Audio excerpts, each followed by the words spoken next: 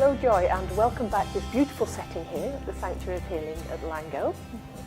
We've come today to talk about the book that I have in front of me here, which is called Pregnancy and Birth, A New Generation by Joy Wisdom.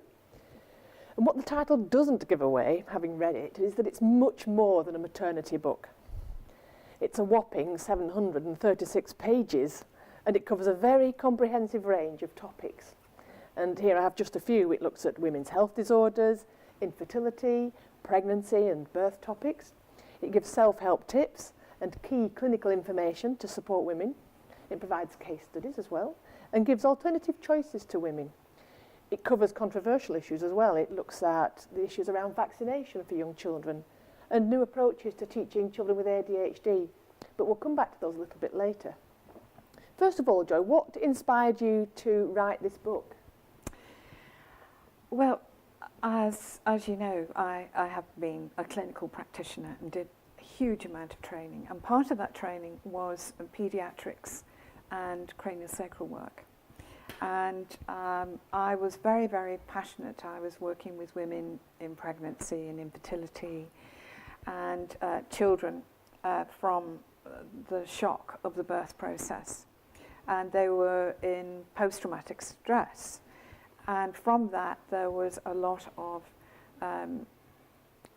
issues with the child. Wasn't sleeping, constantly distressed, having food issues, not being able to digest, and so on. And I was very passionate about this, and I went to midwives and health visitors and so on and so forth. And I guess back in 2007, 2006, 2007, consciousness wasn't there, and people weren't really hearing me.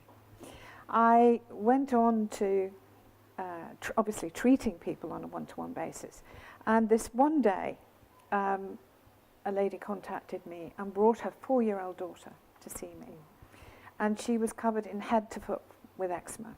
And poor child was like a Belicabetian. She was red, she was angry, she was frustrated. And so when I saw her, I realized immediately this was the result of and not the cause. And I started asking Mum about her pregnancy, how she was she well, did she have any issues? No, she didn't have any of that. But this child had developed eczema from 2 weeks old, which rang alarm bells to me. And I treated the child. She was very precocious. She wanted to know what I was doing. She lay absolutely still. For a 4-year-old, it was completely amazing. And she wanted to know what I was doing. And she wanted to know, asking me questions about me and so on. A very switched on little girl. And I found that she was very, very frustrated. She had been frustrated from the womb, and through my psychic abilities, I had learned how to communicate with children in the womb. So I knew their frustrations, I knew their anger that was building up within them, of some of the restrictions of the bombardment that they were receiving from chemical impulses from the mother. And this 4-year-old had basically taken on a lot of her mother's emotional impacts. And I was still chatting to Mum and asking her how things had gone through the pregnancy. And she suddenly said, my father died when I was 7 months pregnant. So obviously she'd gone into the grief process, quite natural for her to do so. And it wasn't anybody's fault, but the child had absorbed that, and obviously from a chemical point of view, the endocrine system had created chemicals and peptides that the child would feel. And so I then worked at dissolving. I was in the very, very beginnings of doing, putting together my techniques for dissolve and resolve emotions. And I was able to remove all the anger, the frustration, and the impacts that she had felt from the womb. And Mum left, She had done absolutely everything for this child. She had been having homeopathy. Yeah. She had been having the best organic food. She had only wore cotton clothes. Bedding had all been changed. Everything had been she could think of, she had done. She'd gone through the medical route of the bandaging and the creams and so on and so forth. That did absolutely nothing for it. And nothing had changed. This child was allergic, because she'd had her tested. She was allergic to everything of the food. And she was allergic to eggs, all sorts of different things. So the poor child's life was a misery. The family was trying to cope with this. And Mum was very, very worried about her going to school. She couldn't have any sleepovers. They couldn't go to certain places. They had to plan if they were going out, because how would she cope, and so on and so forth. So the whole family was restricted. So she took her home. She brought her back a week later, and she walked through the door, and the child had 2 patches of eczema. Amazing. One behind the knees, one on the wrist. And I just thought there and then, I have to let people know about this.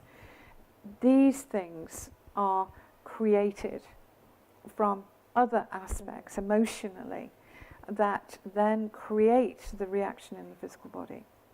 And so I then worked with the child, because she had what I call malabsorption in the gut. So there wasn't the right acid and bacteria within the gut to be able to process foods properly. And we needed to build up her immune system and the skin, because the skin was so weak, having had that from 2 weeks old. It was in a pretty poor state. So I saw this child over a period of about 3 months. I did further work on the emotional level, very little compared to what I did on the first day. But we set up a program of nutrition, support, minerals and vitamins. And, there wasn't much else to tweak for the child, because Mum had done everything else. And Mum expressed to me about on her 3rd visit, she said, it's so wonderful. She wakes up in the morning and she's happy. And she comes in and says, hello, Mum, and she's bursting and ready to go. And she said, before that, I would wake up and think, how am I going to cope today? How am I going to be able to help her to feel less pain and aggravation? So this little girl is now 13. She hasn't ever had any reoccurrence of eczema. Her skin has grown in strength. I saw her every now and again through growth spurts. She's been bullied at school. She found things a little bit challenging. She would actually say to her mum, I think I need to go and see Joy. And even Dad said, I think she needs to go and see Joy. And so, that was the inspiration for me to write the book. And I wanted to write it from a birth perspective, because we're all born. We all go through that process. Yes, we do. And the more I looked into this, the more I realised that it is actually the time in the womb where we form our likes and our dislikes. We form our frontal cortex and the brain patterns. And that actually comes from how Mum is feeling at that time. They can be hugely influenced by the mum. And so I did an awful lot of research. It took me three years to write the book. And there are over 400 clinical trials in there, and proving some of the things that I'm talking about. The case studies I put in there because it expands what I'm saying. Yes. It's actually expressing it from the experiences that I have experienced treating people, but also how it's changed people's lives and how what those findings have been. And the majority have actually been from an emotional level. And one of the things that I'm really passionate about is the module on women's health and birth trauma.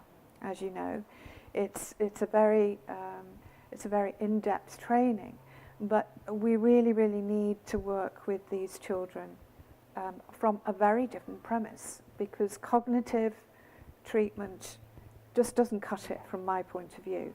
And these children need to help into releasing all these pent-up emotions and so on, that go on to create a morph into other areas of dysfunction, whether that is self-confidence, self-worth, but also self-esteem.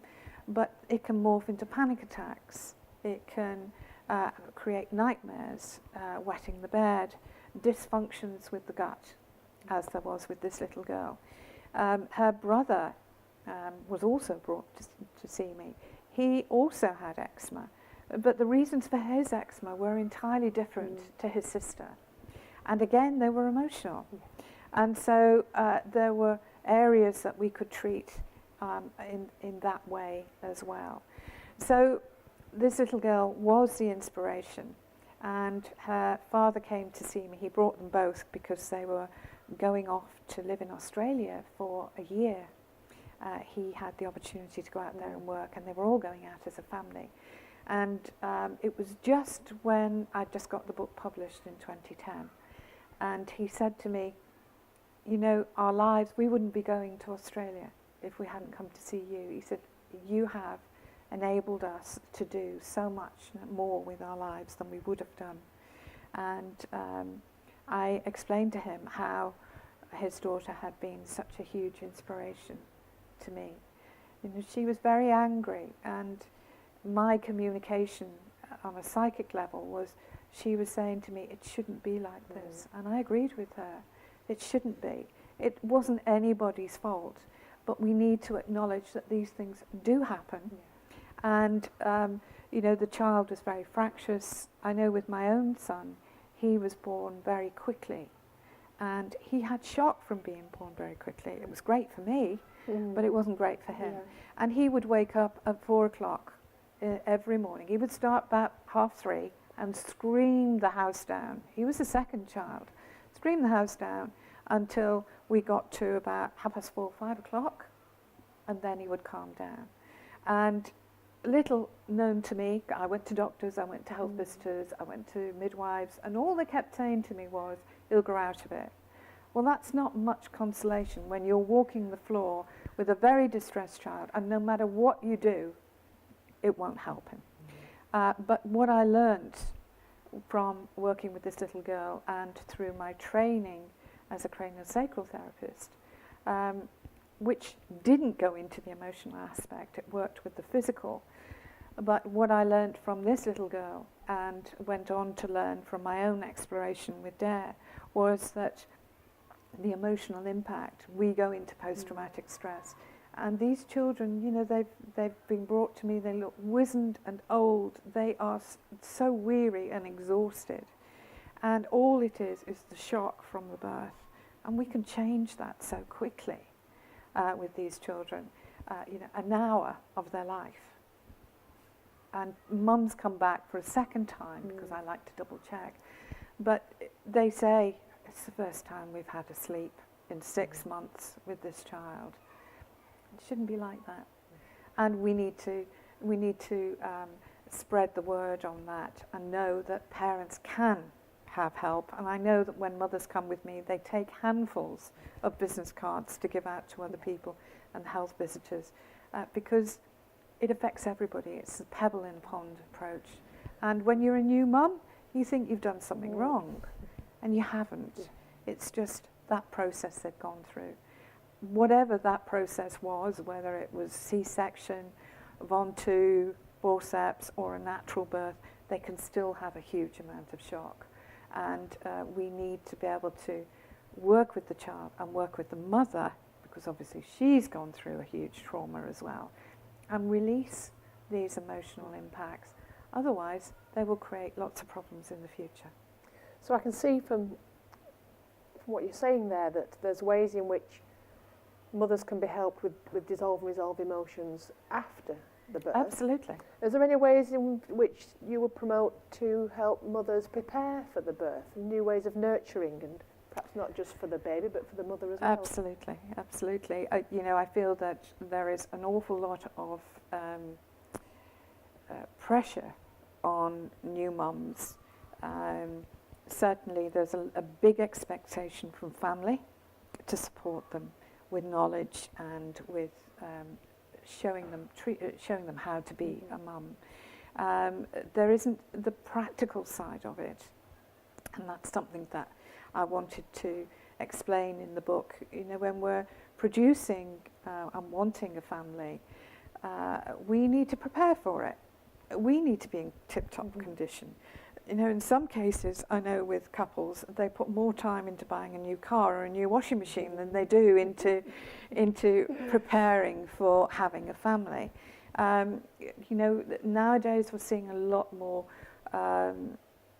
older couples having children, so people thinking about having a family in their 40s, late 30s, 40s, and it is a critical time of change for women, and certainly with lifestyles now very, very different from what we used to have, and so there is less motivation and expansion around the lower half of the body, especially if you're sitting in front of a computer all day. And there is a huge issue now around that, and it's being shown with males that are in IT or that sort of realm where they're sitting down a lot, and it's causing huge issues for them, because once they decide to have a family, they expect it to happen straight away, and invariably it doesn't, and they need a lot of support with that. Obviously we have IVF that has its own issues around it, and hugely emotive, and for the woman, the changes with her hormones and so on and so forth. So it's not an easy path for couples to take. One of the things that was on my agenda of setting up the One Generation project was to be able to have centres so that we could help people with education, supporting women, and helping parents from all sides prior to pregnancy, during pregnancy, and then after the birth, and helping the baby so that it becomes a unit of support for all ages. Even if you've already had a child, the first delivery may have been very traumatic, and you're looking for other ways of other choices, and people don't always know those choices, and that's a lot of the things that I put into the book as well, that there are alternative choices, there is support out there, and but they're not well known as well as they should be. There's a section in the book that talks about crystal children, and this was one I found very interesting, as I have a little boy who's a crystal child. Can you explain more about the importance of the crystal children and how we can help them? Yes, the crystal children are hugely sensitive. These are the group of children that came in 2000 and have been coming in through different groups of crystals. There are about 12 or 14 groups of crystals. They each have different objectives. They have different personalities, different characters. Like the indigos, they are here to make change. And crystals handfuls of crystals have came in with the indigos from the 70s and into the 90s. And we had the crystals that come in, they work from a solar chakra level, and they work from Christ consciousness. The little girl that I talked about with the eczema, that was the inspiration for the book, she used to say when she came, if she was bullied at school, and she would say, why do they want to hurt? Why are they so nasty? I can't understand this. And she won't, because it won't be part of her makeup. She will not know. She will not want to hurt anybody. She wouldn't want to upset anybody. Her character would be more loving and gentle, and they are seen as little healers in the playground. The crystals have very different agendas, as I've said. The first group that came in 2000, of which this little girl was one of, are those that can detect people who aren't living and from a heart opening, and that's a heart chakra opening level. And as the groups have come in through the last 14 years, different groups have not wanted to interact with these people that aren't from a heartfelt place, because they feel other people's negativity, and they are massively sensitive to their environment. They feel very, very close. Some groups are very, very close to the trees and the land, and some children cry when a leaf falls on the floor or if a branch is cut off a tree. That is how connected they are to the earth. Some children just really, really love to be outside, like your boys do. They don't like to be hemmed in. They like to be outside. They like to be expressive. And again, some of these children find it very challenging being in school because their needs are very different. They're not understood by any means. A lot of these children have allergies and are affected by food. A lot of them sometimes have issues with panic attacks and so on. It can be very common in some of these children. And this was some of the things that I wanted to explain about. And again, I have a section in the book about allergies and asthma and eczema. So looking at the parameters that are from an emotional source and knowing how to work with these children in a very, very different way. And again, this is what we teach in the women's health and birth trauma module with DARE. But last year, earlier this year, I brought about a brand new module of teaching practitioners to work specifically with these children. A lot of these children are labelled with dysfunction, learning dysfunction, not being able to speak very clearly and very quickly. Again, it's very common with these new children. They are, again, ADHD comes from the hyperactivity, again from the frontal cortex formation while in the womb, and again the mother's health at that time. Does she feel supported? Is she in stress? Can she feel, some women feel very detached when they're pregnant, and obviously this child will feel abandonment from that within the womb and pick up on those emotions. So, from my premise for these children, we really, really need to nurture our mothers when they're pregnant and give them the emotional support that they need. The health side, you must take your folic acid and all of that. That's great, but we really need to upshift this to other levels of supporting women and children. It makes a huge difference if the women are supported during their pregnancy, having treated women through reflexology and other aspects, cranial work, DARE, removing the emotions. And I've had women turn up, make appointments and turn up and say, well, I don't know why I'm here. Yes, but your baby does. Your baby wants you to shift some of this stuff before they arrive. And so some of these children can be very precocious. They are they can be very, very demanding, and it can be a whole new learning curve being a parent of these children, because they're very determined. Yes, as you know, that I, having met you and know the work that you and now I follow, I only wish that I had known you when I had my first child, because the level of tears that we both went through. Yes. And that, as you've explained, just not knowing what was wrong, but knowing in some way that anything conventional wasn't going to work. No. And then the fear of being labelled with post-traumatic stress disorder as well, which again didn't sit right with me, but not knowing what to do. And it was a struggle for 10 months of lots of tears. But of which obviously we've corrected now. And well, the book and the DARE sessions that we can offer are lifelines to They these are. people. Yeah. Absolute lifelines, and the relief with these Yes.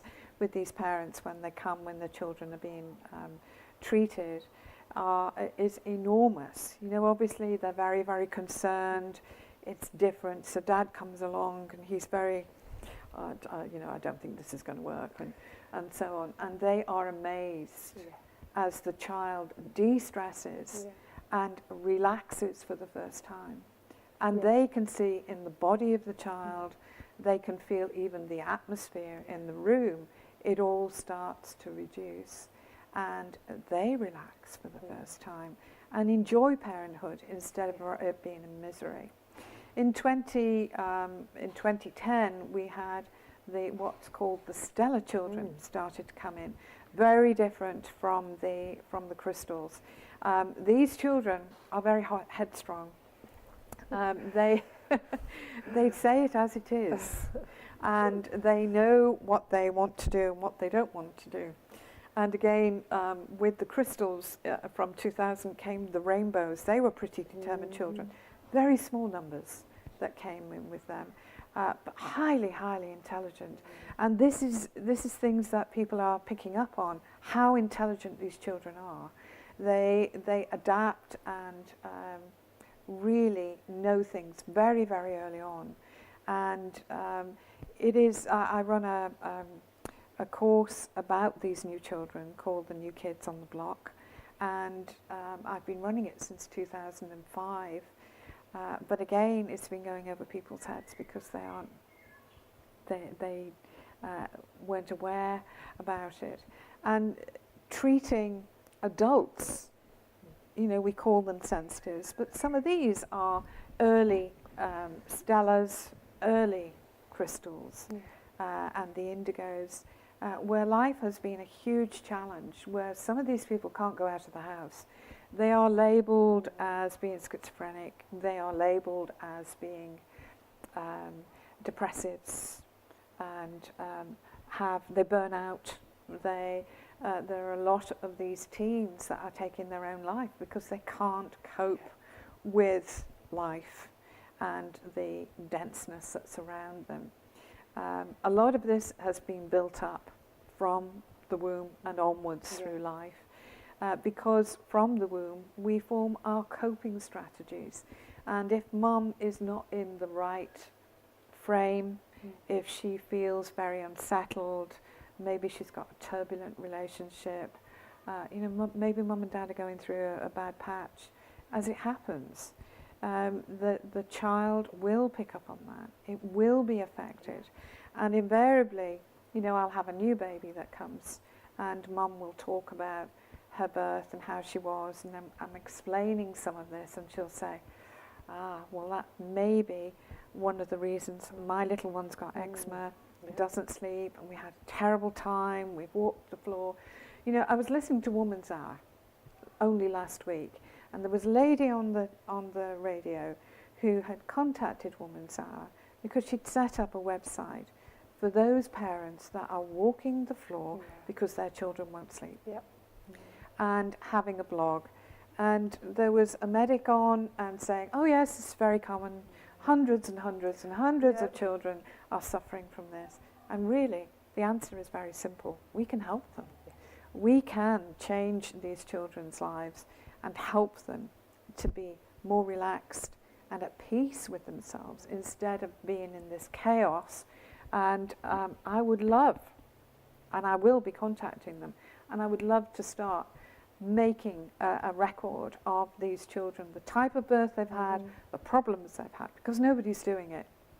And to be honest, you know, we are creating children that are angry and frustrated, and socially we are creating huge problems for the future. We have more children that are depressed than we have ever known, and those numbers are going up and up and up.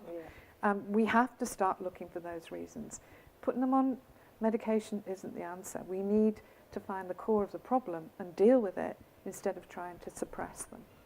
One aspect of your book that you talk about in detail and could probably cause some controversy, and that is the role of immunisations and vaccinations with children that are very young. And I'm sure many mothers will debate whether to and not to go forward and have the injections. And there's only a limited amount of research out there that you can draw from to try and make the best informed decision that you can. But your book offers an alternative outlook on whether or not you should go forward and have the injections. Would you like to explain a little bit more about that? It was one of the hardest chapters to write. Sure. It's so emotive, the subject alone. Certainly from the medical point of view, there is only one route. But I did a lot of research on it, and I've tried to make a very pragmatic outlook from the research that I did, and a balanced view of and informing parents of the pros and cons of the MMR. First of all, I was absolutely astonished because my children weren't in that range to have the MMR, so my children didn't have it at all. When I found out that there was only 3 weeks trials before they put it on the market, I was absolutely astounded that something so crucial and so invasive within the body was being put on the market and being led to be put into very small children who are developing. That I was quite astounded by that, which seems to have been brushed under the carpet, and well, we won't talk about that. But as we know, when you are forming, each child is very, very different. And a lot of the research I did was from the perspective of some of these children having temperatures, which was a common factor of these children being okay one day and then after the MMR weren't. So one of the things I advocate is that if you do want to have your child immunised and go down that route, which is an individual choice for each parent, is that if they do have a temperature, please wait and until the child is normal again, and then if you wish to have it immunised, please do so, but allow the child to have the right conditions for it. The other thing is that we now have generations of mothers that have been brought through the MMR, and one of the things that struck me was that we actually have a time bomb waiting to go off where they are producing children with no immunity. And so we are producing children that are going to become very, very dependent upon the pharmaceutical companies and the immunization program because they have no development of any immune response in their physical body. The other things that I produced from clinical research was that they are now linking MMR to children with arthritis and rheumatism. And there are a lot of children, young children, that are suffering from arthritis these days. And they're finding huge links to the MMR with that. To so much so that some of the American insurance companies are paying out to these children. So it is being acknowledged behind the scenes that there are side effects other than autism. We know that the lead that they were using in their vaccines caused a lot of internal damage and so on. And since it's been changed to aluminium, there has been a drop in the numbers of autism, especially in places of states in America where some states demanded it and other states didn't. And there has been a drop in the numbers. The other thing was that there is evidence that actually having measles actually creates a immunity and chest immunity, lung immunity, to be able to fight off infection, etc. And they found that large doses of vitamin C helped enormously with infection, but also it having the disorder, as you and I did, we survived and carried on. And of course there is a lot of debate about children dying and a lot of fear that goes around with that. For myself and for my own children, we survived it. My immunity passed on to my children, and obviously that built up for all my grandchildren. As I say, it's a big chapter, and it has lots and lots of similar evidence that is not well known, and that's the tack that I've written it from, and giving some suggestions to parents of when the right time is. There are individual vaccines, although there is a huge amount of reluctance to provide that, but there are still places that do that, and my own daughter decided to go down that route with my granddaughter. There is no individual mumps vaccine, and hasn't been for the last 3-4 years, which I find is quite strange. So the children that are going down that route, my daughter was very, very impressed. She said they actually treated you like a human being, were very caring, and they were also advocating that the child has to be well. If there is any difference in their behaviour or any temperature at all, do not take the child, and they advocate that. And my own daughter decided to go down this route because my granddaughter was premature, and they wanted to give her the hip and the routine jabs, and she was unwell, and we discussed about her going for the jab, and she spoke to the health visitor and the doctor was in complete agreement, although the health visitor wasn't. She thought that she ought to have it, but my daughter also said that because my granddaughter was premature, she didn't feel that she had grown enough to take on the massive dose, which would have been massive to her. And certainly in some of the evidence, that's been another thing that's been brought up about the weight of the child and the formation, because obviously her formation would be slower than another child that went full term. So she decided to do that, but she did say afterwards that she had taken her for one jab, and she said she became very distant, and that frightened her, and so she then decided.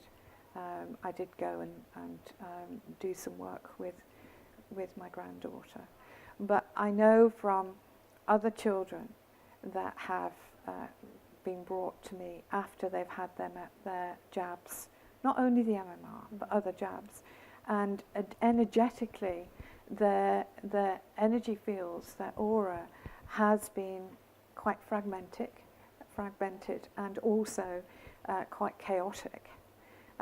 Which will make the child feel very unbalanced and quite chaotic.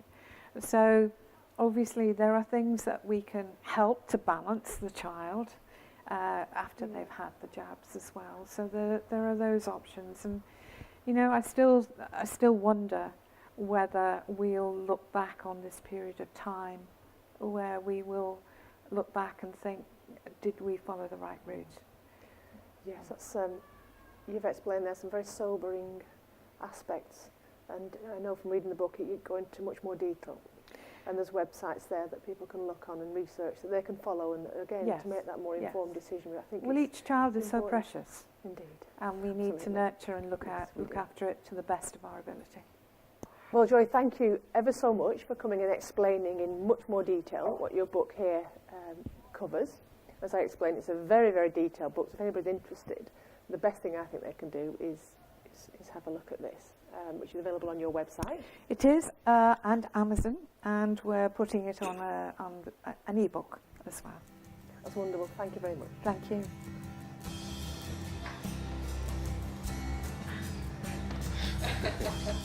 Well,